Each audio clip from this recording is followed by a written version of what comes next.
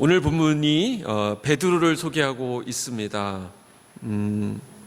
우리가 풍성한 삶에 대해서 쭉 살펴보다가 그래서 하나님과 교제를 나누고 기도하고 말씀을 통해서 하나님과 풍성한 삶을 나눌 수 있다라고 말씀을 드렸는데, 이제 9월 한 달 동안은 그 풍성한 삶을 누리게 되었던, 예수님을 만남으로써 풍성한 삶을 누리게 되었던 사람들을 성경의 모델에서 찾아서 우리가 좀 살펴보려고 합니다.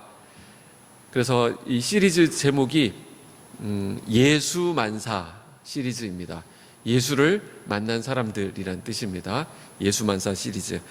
그래서 오늘 첫 번째로 베드로를 소개하는데, 이 베드로는 갈릴리에서 고기를 잡는 사람이었습니다. 갈릴리는 바다라고 불리기도 하고 호수라고 불리기도 하는데, 보기에 따라서 바다이기도 하고 호수이기도 합니다.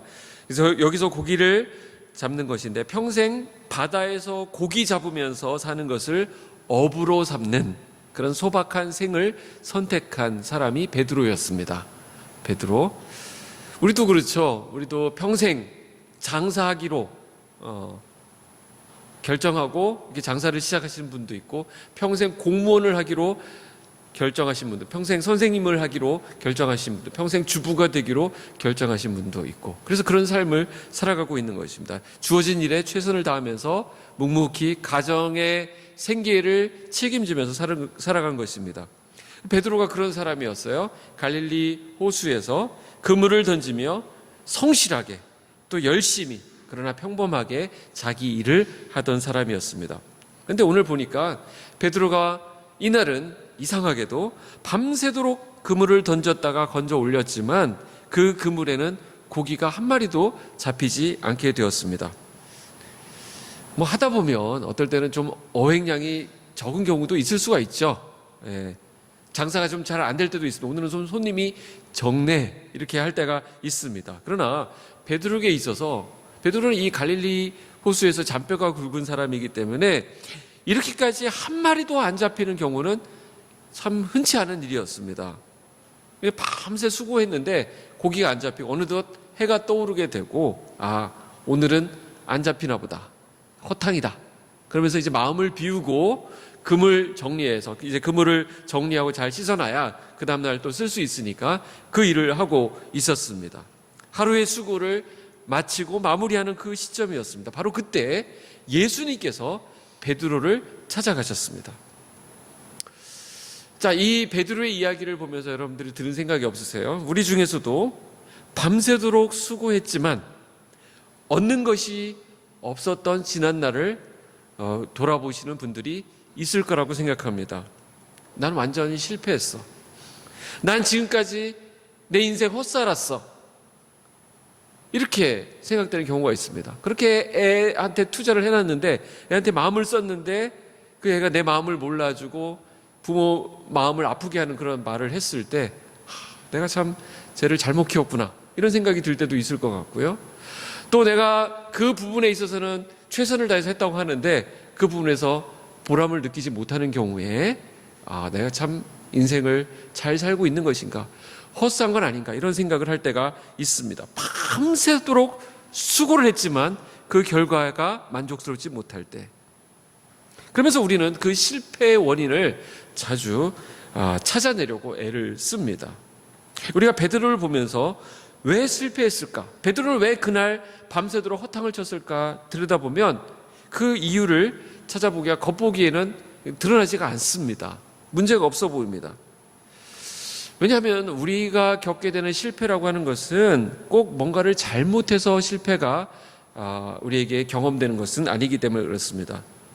완벽하게 모든 것을 잘 처신한 사람에게도 실패가 찾아올 수 있습니다. 그냥 그런 일을 만나게 되어서 나는 잘 준비했지만 그런 일들이 그냥 터져버리는 바람에, IMF 때 그랬죠. 내가 아무리 잘 준비하고 내가 내 관련된 일들은 잘했다 하더라도 그냥 국가적으로 그렇게 돼버리니까 손 쓸 수 없는 그런 어려움에 빠지게 된 경우가 있었죠. 베드로가 그랬습니다. 적어도 어젯밤 일은 인정하기 싫었지만 그것은 실패였습니다. 고기 잡는 사람이 고기를 한 마리도 못 잡았으니까 그게 실패가 아니고 뭐겠어요. 이제 그냥 허탕 치고 가면 가족들은 그냥 손가락을 빨고 있어야 되니까. 자, 그런 가운데 오늘 베드로를 찾아가시는 예수님의 모습을 우리가 보게 됩니다. 자, 수많은 사람들이 하나님의 말씀을 전하신 예수님의 그 말씀을 듣기 위해서 예수님 주변에 몰려들었습니다. 자, 예수님의 말씀을 들으러 이제 바닷가로 모여드는데 왜 바닷가로 모였을까 하면 이 이스라엘 성지순례를 다녀오신 분들은 가이사라라고 하는 동네에 가보면 거기 극장이 있는데 바닷바람을 이용해 가지고 거기서 그냥 마이크 없이 이렇게 얘기를 하는데도 이렇게 소리가 잘 진폭돼서 나가는 걸 볼 수 있어요. 아마 예수님께서 바다 쪽에서 이렇게 말씀을 하시면 이 바람이 증폭 효과를 해가지고 이쪽에 앉아있는 청중들이 그 말씀을 잘 들을 수 있었던 것 같습니다. 근데 예수님은 바닷가로 가신 것이고 사람들이 그쪽으로 군중들이 몰린 것입니다. 근데 그것을 그 무대를 세팅을 어떻게 하냐면 바다로 더 나가셔가지고 배 위에 올라가셔서 거기서 배 위에서 말씀을 하시는 거예요. 그래서 배 한 척으로 올라가시는데 그게 바로 시몬 베드로의 배였다라고 성경은 이야기하고 있습니다.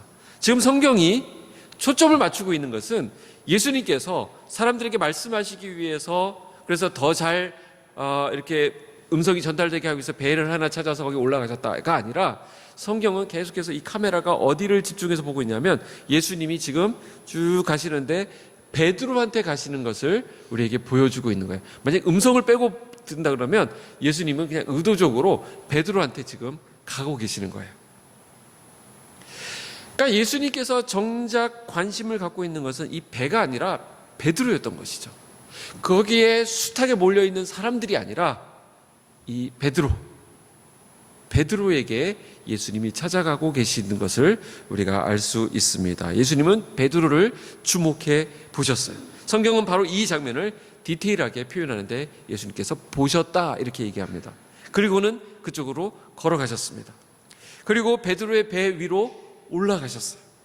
다른 배도 있는데 하필이면 베드로의 배 위로 올라가셨습니다. 그리고는 아무 일도 없었다는 듯이 이쪽 청중을 보고 이야기를 합니다.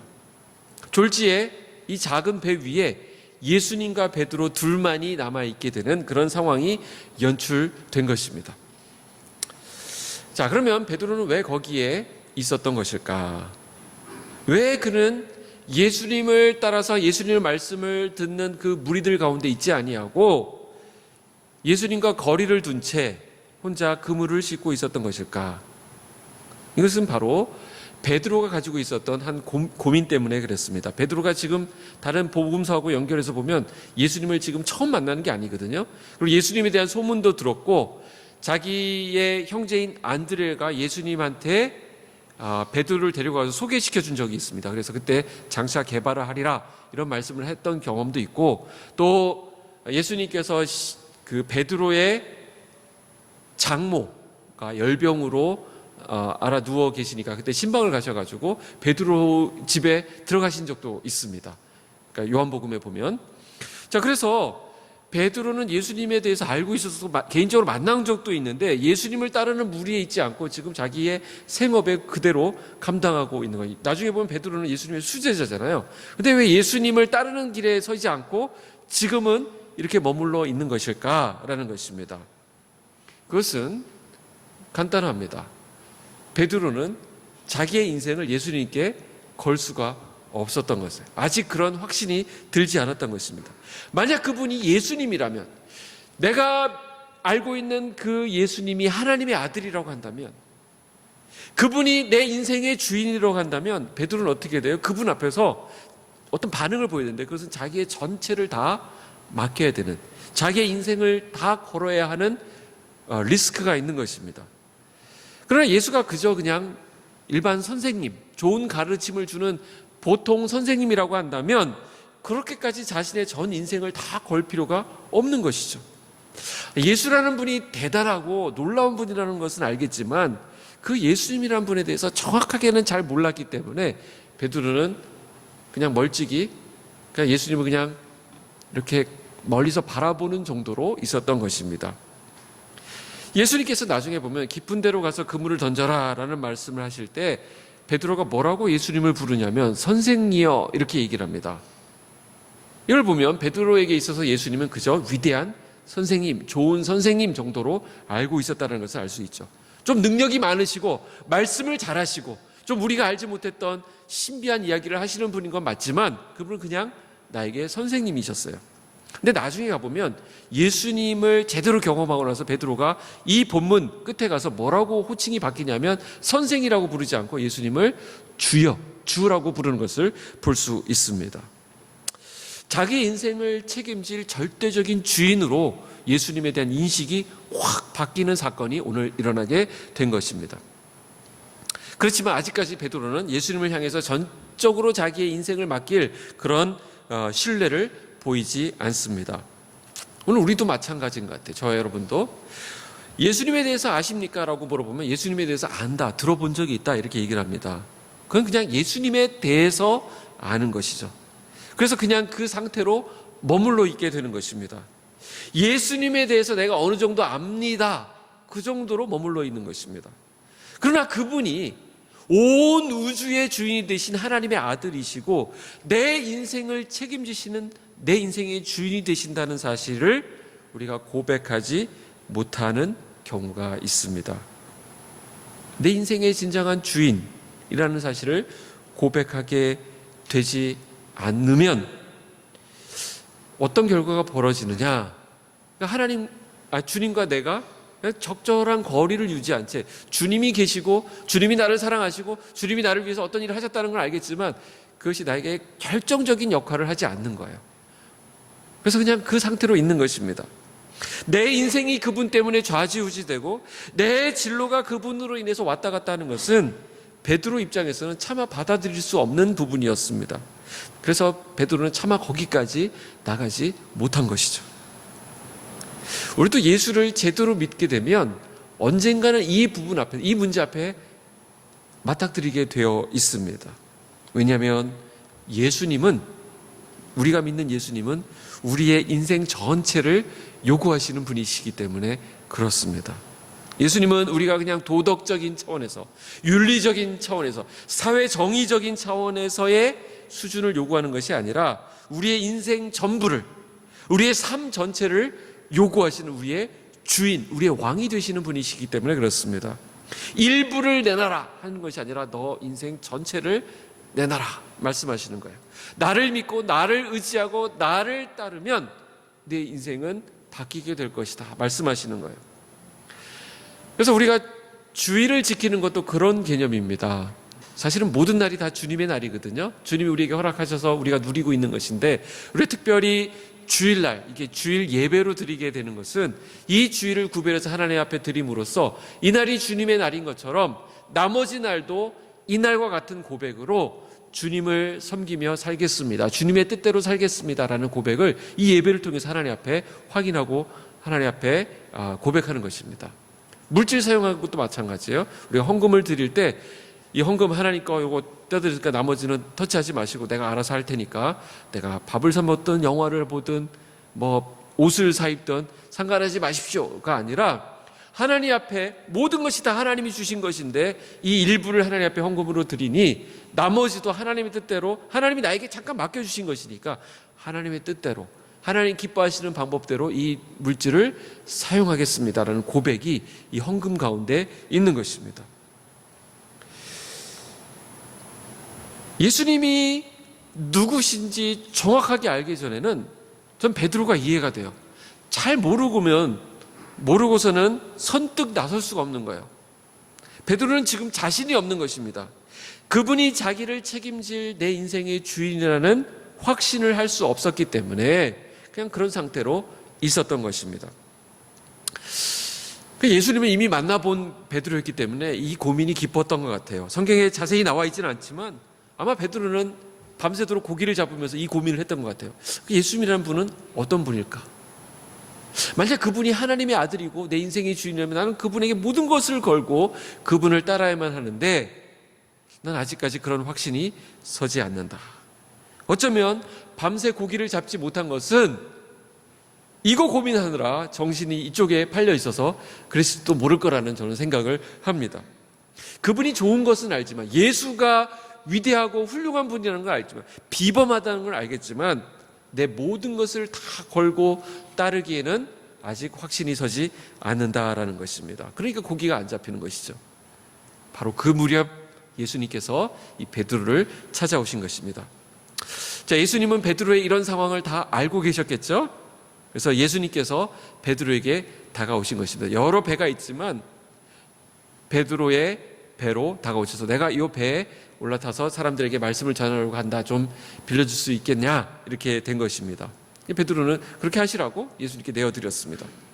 자, 배를 이렇게 좀 뛰게 했으니까, 무태에서 좀 떼어서 바다 쪽으로 나가니까 배의 주인 되는 베드로는 그 배에 타고 있어야 되겠죠? 그러니까 베드로하고 예수님하고 배에 같이 있는 것입니다. 자, 오늘 이 말씀을 통해서 보게 되는 것은, 이렇게 고민하고 있고 예수님에게 모든 것을 맡기지 못하고 이런 거리를 두고 있는 베드로를 주님이 어떤 방식으로 다루시느냐라는 것입니다. 베드로와 같은 이런 상황 가운데서 고민하고 머무적거리고 있는 사람들을 다루실 때 사용하시는 주님의 방법은 두 가지입니다.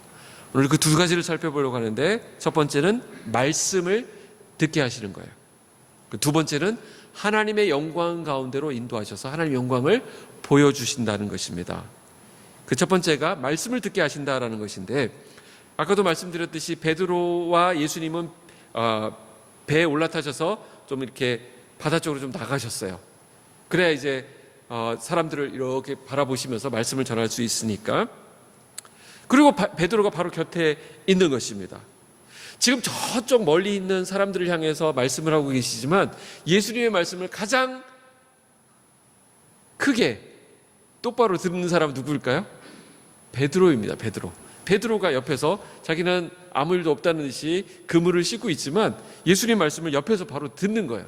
저기 있는 사람이 들을 정도면 베드로는 뭐 얼마나 잘 듣겠어요? 저는 이걸 보면서 앞으로 우리 빛소금 강연교회 예배 시간에도 여기에 자리를 하나 만들어 놓고, 특별석을 만들어 놓고, 예배에 잘 집중하지 못하고 딴 생각하거나 좋으시는 분들 여기다 앉혀놓고 여기 앉아 계시라고 이렇게 좀 말씀을 드리면 좋을 것 같아요. 그럼 저 바로 옆에서 가장 설교를 잘 듣는, 스피커도 그쪽으로 좀 이렇게 크게 해놓고, 가끔 가다가 또 막 설교하다, 구원에 대해서 설교하다가 조금 제가 좀 힘들고 그러면 이어서 이분이 설명하시겠습니다 이렇게 좀 해가지고 좀 세워놓기도 하고, 그러면 어떨까라는 생각도 해봤습니다. 베드로가 가장 지금 예수님의 말씀을 잘 듣고 있는 상황이에요. 자, 베드로 입장에서 이게 얼마나 부담스러웠을까요? 아니, 좀 날 내버려 두시지.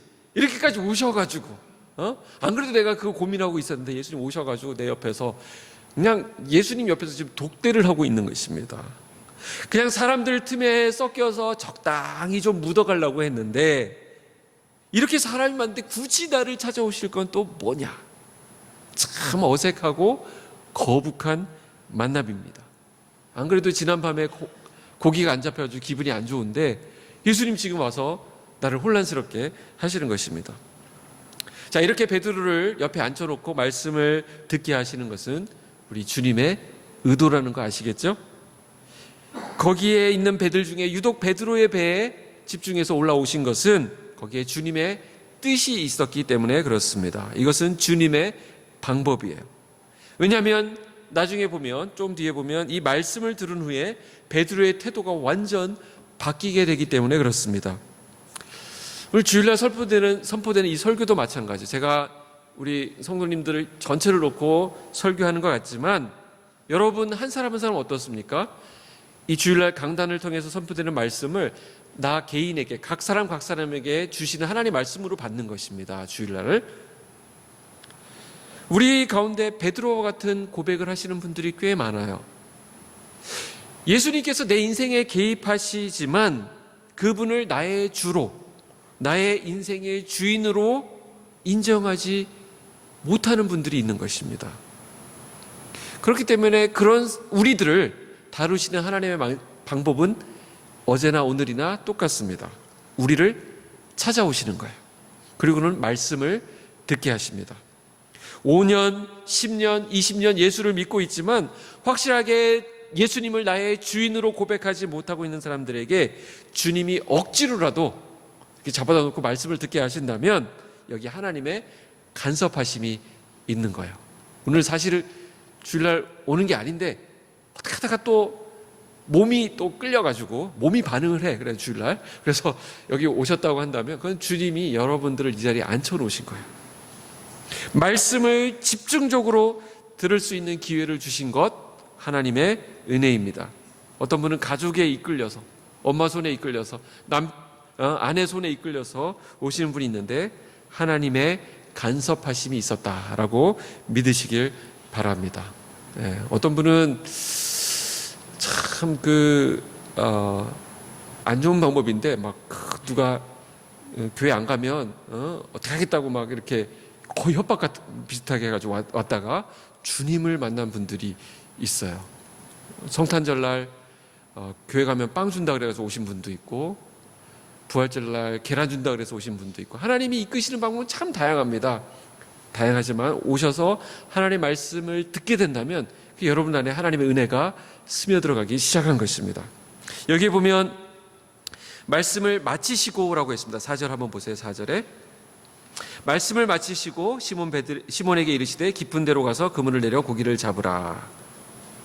근데 이 그물을 던지라는 명령은 말씀을 마치시고 했다 그랬습니다. 그러니까 예수님이 하신 말씀을 다 들은 후에 베드로에게 명령한 거예요. 부탁한 것입니다.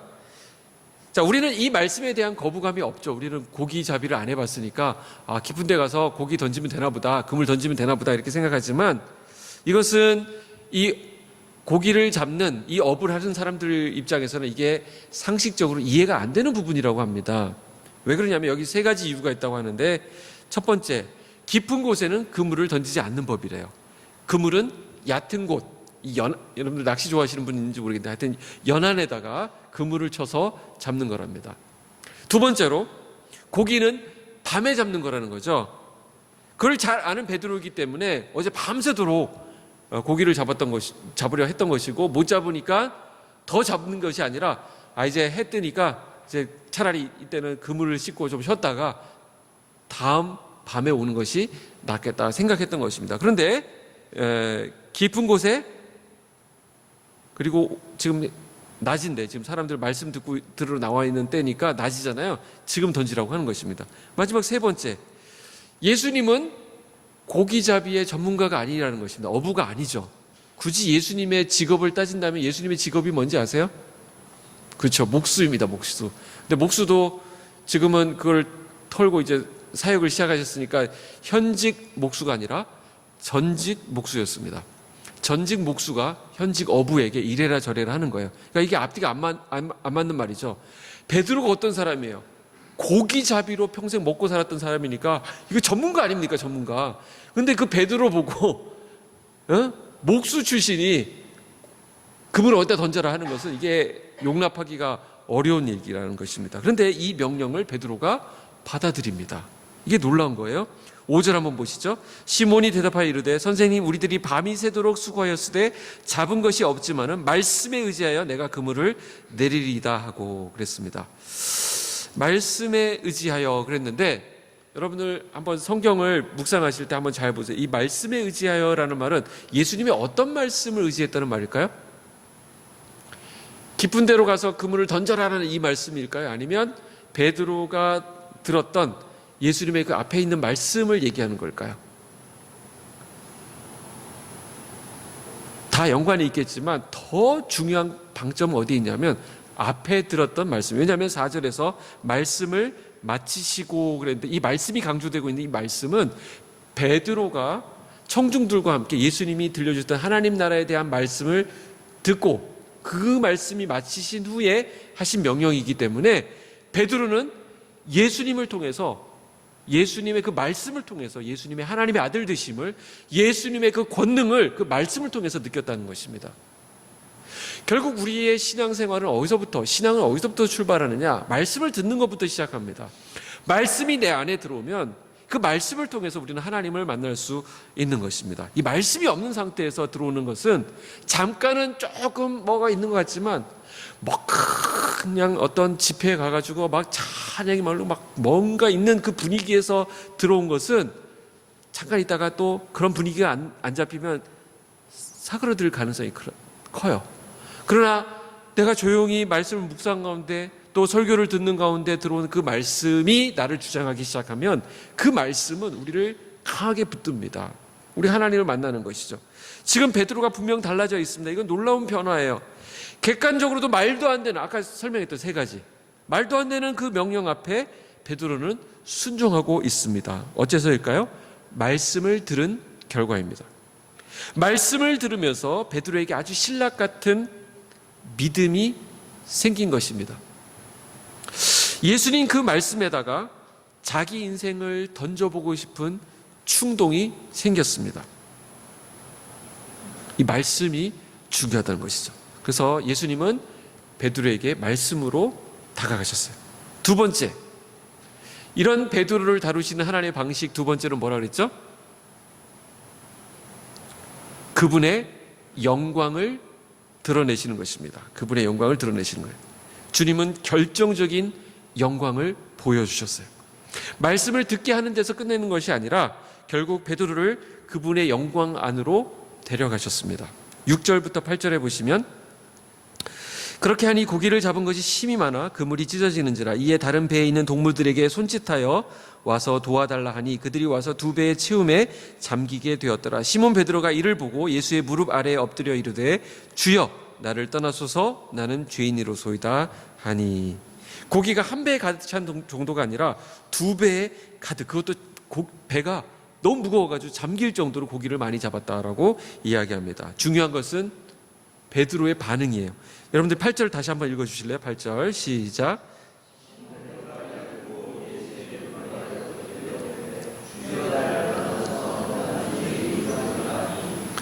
자, 여러분들 좀 이상하지 않으세요? 베드로가 그렇게 하고 싶었던 게 뭐예요? 고기 많이 잡는 거였잖아요. 밤새도록 수고한 게 그것 때문이었잖아요. 지금 고기 많이 잡았잖아요.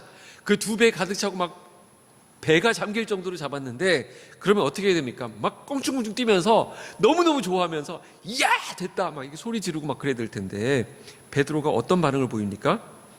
우리의 기대와 어긋나는 반응을 보여요. 막 물고기에 키스를 하든지 아니면 돈방석에 앉듯이 막 물고기 방석에 앉아가지고 막 뒹굴면서 으아 나 이제 됐다 드디어 되는구나 이렇게 얘기해야 될 베드로가 지금 예수의 발 아래 무릎을 꿇고 엎드려서 주여 나를 떠나소서 나는 죄인이로소이다.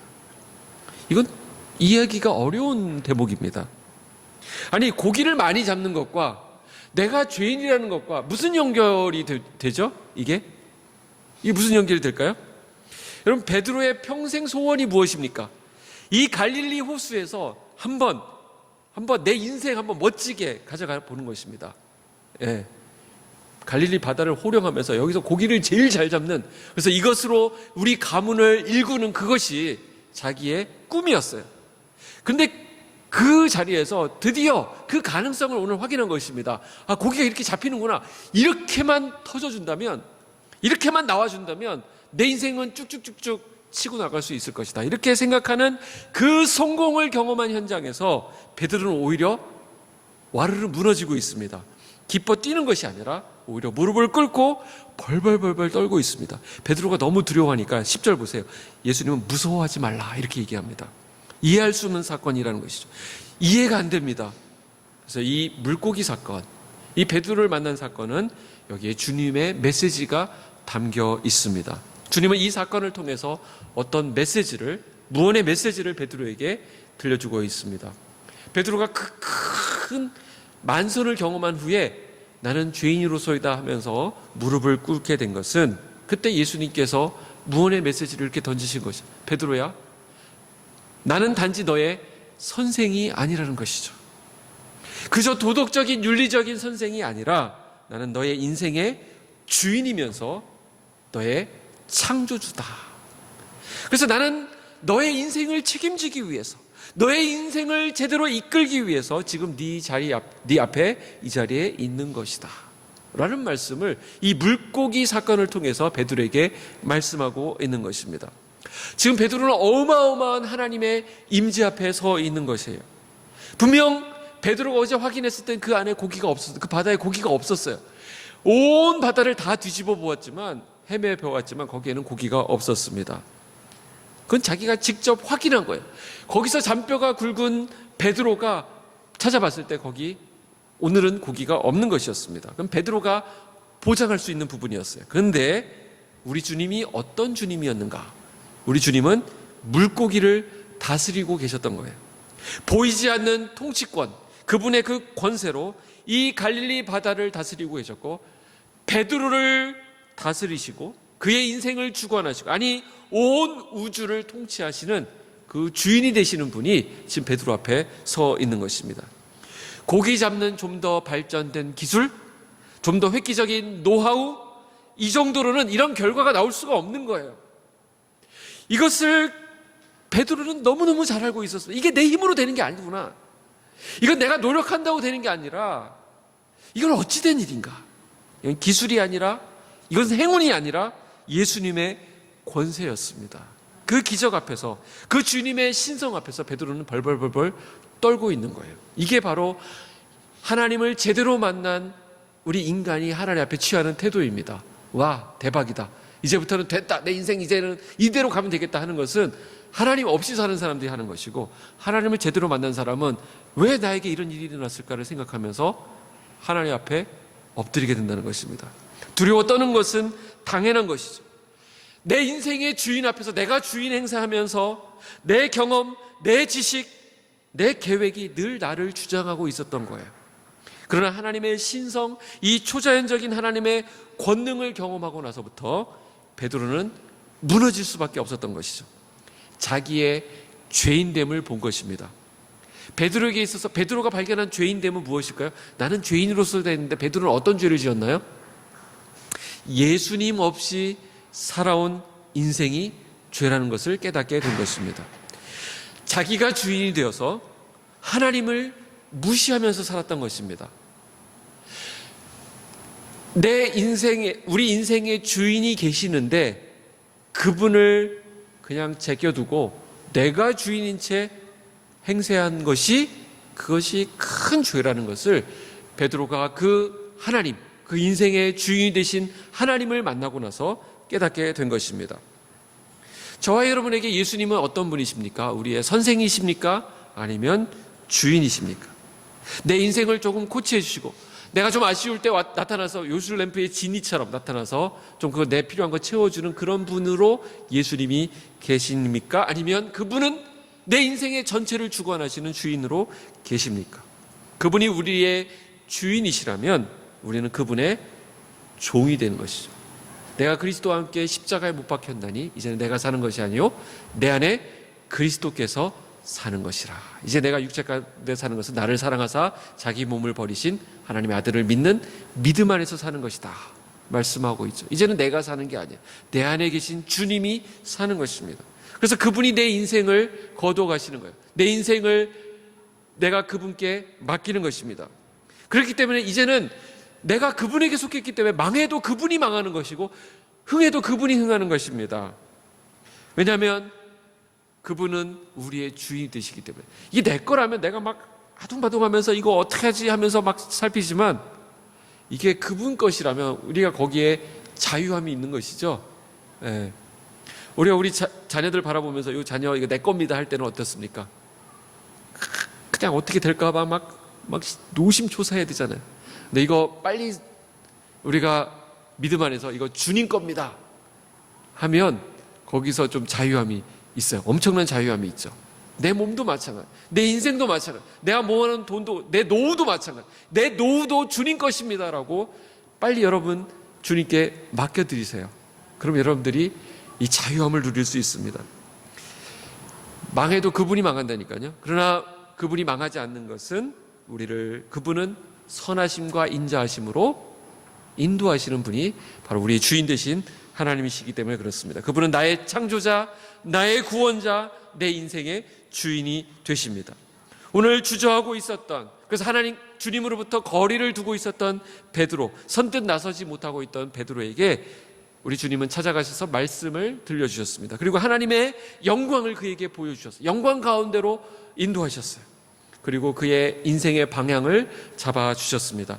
다른 사람도 너와 같이 내 인생의 주인을 만날 수 있도록 내 인생을 사용하라는 것입니다. 베드로는 그런 일을 위해서 부르심을 받게 됩니다. 10절 다시 한번 보시죠. 세베대의 아들로서 시몬의 동업자인 야고보와 요한도 놀랐습니다. 예수께서 시몬에게 이르시되 무서워하지 말라. 이제후로는 내가 사람을 취하리라 하시니 그랬습니다. 이제는 너의 인생을 물고기 잡는 일에 하는 것이 아니라 사람을 변화시키고 사람의 가치를 회복시켜주는 일에 자기의 모든 것을 걸 수 있도록 해라 라고 그 인생의 방향을 바꾸어 주셨습니다. 시야가 달라진 거예요. 전에는 내 앞에 보이는 나에게 돈이 되는 것, 내 성공에 도움이 되는 것만 계속 보았는데 이제는 시선이 완전 달라졌어요. 똑같이 고기잡이를 할 수 있죠. 똑같이 밥 먹습니다. 똑같이 운동도 합니다. 그러나 방향이 이제는 나를 바라보는 것이 아니라 내 인생의 주인이 되신 주님을 바라보기 때문에 주님이 기뻐하시는 일을 하면서 살게 되는 것이죠. 똑같은 밥을 먹어도 이제는 주님을 위하여, 내가 사나 죽으나 주를 위하여 사는 것입니다. 먹든지 마시든지 무엇을 하든지 다 하나님의 영광을 위해서 하라고 하는 이유가 바로 거기에 있는 것입니다. 똑같이 직장 생활할 수 있어요. 똑같이 가정 생활할 수 있습니다. 그러나 우리의 삶의 방향은 주님을 기쁘시게, 내 인생의 주인이 되신 그분을 기쁘시게 하는 삶을 사는 것입니다. 목사님, 이렇게 하는 게 죄입니까? 아닙니까? 술을 마시는 게 죄입니까? 아닙니까? 늘 이걸 따지는 삶을 사는 것이 아니라 그거는 정말 초보 단계에서 하는 거예요. 예수님을 만나서 예수님이 내 인생의 주인이라는 것을 고백하는 사람의 관심은 어디로 바뀌냐면 이게 죄입니까? 이거 하면 하나님이 때릴까요? 안 때릴까요? 여기에 관심 있는 것이 아니라 우리의 관심은 어떻게 하면 주님을 기쁘시게 할 수 있을까? 어떻게 하면 그분의 마음을 흡족하게 해드릴 수 있을까? 우리의 관심이 완전 달라지게 되는 것입니다. 전에는 나한테 관심이 있었죠. 내가 주인이니까. 그러나 이제는 그분께 관심이 있게 되는 것입니다. 우리가 주님의 뜻에 내 인생을 맞출 때, 그래서 성경이 말씀하시는, 우리에게 말씀을 들려주신 그분의 말씀대로 우리 인생을 맞추게 될 때 우리가 가장 행복할 수 있습니다. 왜냐하면 우리의 사용 설명서가, 우리의 모든 매뉴얼이 이 말씀 안에 들어있기 때문입니다. 그래서 오늘도 주님은 우리를 찾아오셔서 우리가 말씀하시고 그 말씀이 이루어지는 현장을 보게 하시고, 그게 바로 하나님의 영광을 우리가 마주하게 되는 것입니다. 그것을 통해서 우리의 삶의 주인을 우리 예수님으로 고백하도록 하시는 것입니다. 이 은혜가 우리 예수 그리스도를 주로 누리는 축복이 저와 여러분에게 있기를 축복합니다. 기도하겠습니다.